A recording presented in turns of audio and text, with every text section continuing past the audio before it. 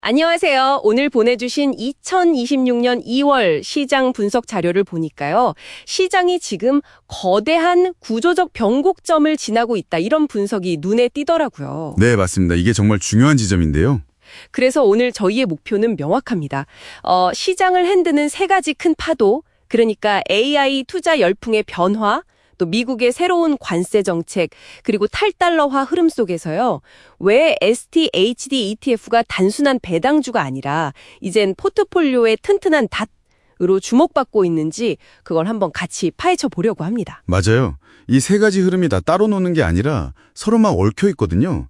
그래서 과거랑은 완전히 다른 투자 환경이 만들어지고 있어요. 그렇죠. 마치 해류가 바뀌는 것처럼요. 그럼 첫 번째 파도부터 한번 시작해 볼까요? 지난 몇 년간 시장을 거의 집어삼킬 것 같았던 그 AI 열풍이 좀 꺾였다고 나오는데 가장 큰 이유가 뭘까요? 한마디로 말하면 그래서 돈은 언제 버는데? 이 질문이 나오기 시작한 거예요. 바로 ROI, 그러니까 투입한 돈만큼 수익이 나오는지에 대한 근본적인 의구심이죠. 그래서 이제 시장의 관심이 AI를 만드는 반도체 기업에서 AI를 활용해서 비용을 줄이고 효율을 높이는 그런 전통 산업으로 옮겨가고 있습니다. 자료에선 이걸 AI 확산이라고 표현하더라고요. 그거 흥미롭네요. 그러니까 모두가 금을 캐러 달려갈 때 옆에서 청바지를 팔던 리바이스처럼요. AI 칩이 아니라 AI를 돌리는데 꼭 필요한 전기를 파는 회사에 주목하라는 딱 그런 얘기군요. 정확합니다. 실제로 그래서 SDHD가 에너지 섹터를 21%나 담고 있는 거겠네요. 네, 바로 그겁니다. SCHD는 기술주 비중은 한 8.1% 정도로 낮은데요. 대신에 AI를 도입해서 생산성을 확 높일 수 있는 산업재나 헬스케어 같은 소위 AI 사용자 기업 비중이 높아요. AI라는 이 거대한 흐름의 수혜를 훨씬 더 안정적으로 누릴 수 있는 구조인 셈이죠. AI로 인한 시장 내부의 변화도 참 재밌는데 자료에선 더 큰 외부 충격도 다루고 있더라고요. 바로 미국 정치 지형의 변화, 특히 그 새로운 관세 정책이 시장 전체를 흔들 수 있다는 점이었는데요.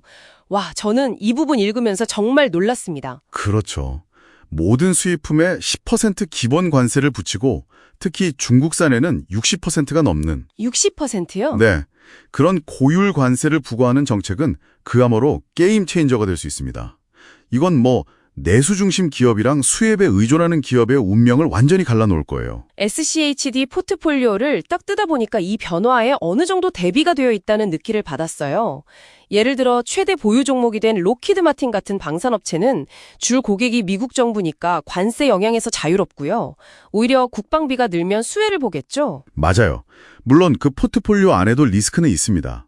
펩시코 같은 회사는 수입 알루미늄 관세 때문에 음료수 캔 비용이 올라갈 수 있죠. 하지만 동시에 쉐브론 같은 에너지 기업이 유가 상승으로 더 큰 이익을 내면서 그 손실을 상쇄해주는 구조예요. 포트폴리오 안에서 이런 위험과 기회가 서로 균형을 잡도록 설계된 거죠. 알겠습니다. 기술의 확산 그리고 정치적 충격, 자료가 지적하는 마지막 파도는 훨씬 더 근본적인 문제인 것 같아요. 바로 기축통화인 달러의 위상, 즉 탈달러화 현상인데요. 이건 좀 더 쉽게 설명해 주실 수 있을까요? 물론이죠.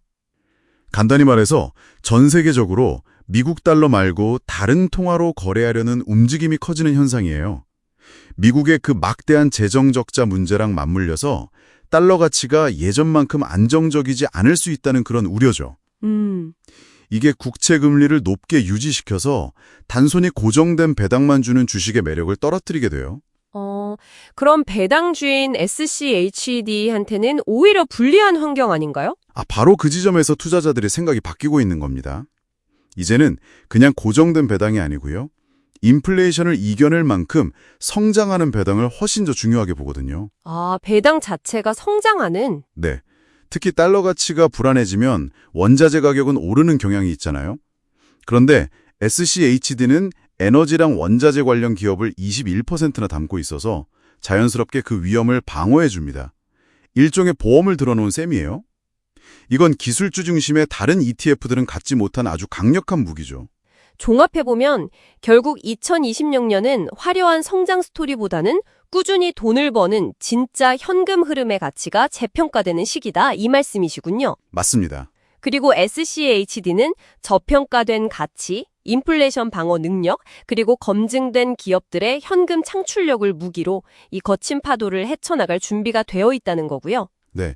그래서 자료에서도 제안하는 전략이 SCHD를 포트폴리오의 핵심 자산으로 한 20에서 30% 정도 편입해서 안정성을 높이라는 겁니다.